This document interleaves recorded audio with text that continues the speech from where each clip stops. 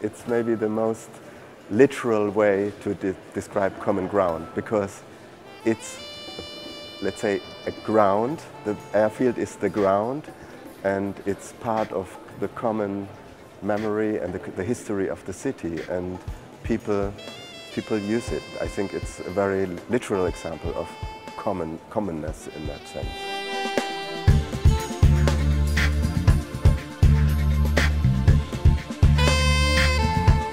This exhibition is about Tempelhof, the airport everybody knows, I think, in Berlin. It was a closed-off area, of course, because it was an airport for many, many years. But because of its size and its central location in the center of Berlin, the airport was closed in 2008.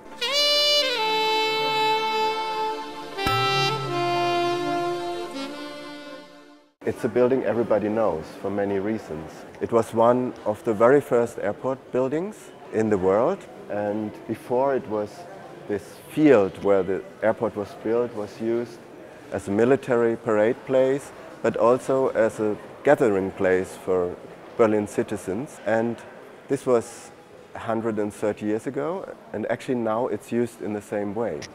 And I think what most people know about this place is the airlift during the Soviet Union blockade of West Berlin, where they didn't allow any food or any supplies to go into the city.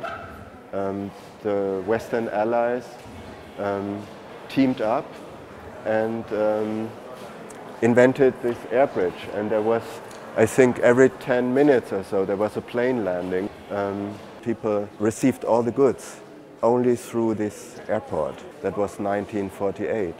And then again in the 1950s, it was the only way to flee the GDR. So there's a very, very strong affection with that place because it made people survive, basically. It is also a very special building, not because of its size. It's still one of the biggest buildings in the world. It has this fantastic 1.2 kilometer long roof, and that made the actual boarding of the aircraft a very special moment, because you could actually walk under that roof and board your airplane. And of course then when the Third Reich came in and Hitler commissioned the building, he wanted it to be more monumental, so it actually has these two sides, the building. The very modern side with this big roof towards the airfield, and the quite monumental, stony, heavy side towards the city. There have been a few competitions about what to do with the site, and these competitions also provoked a series of, let's say, crazy ideas. You can see the idea of building a mountain or a lake. Because it's so big, it's asking for a big gesture, and people try to create something, but actually it doesn't need a big gesture because it's already one.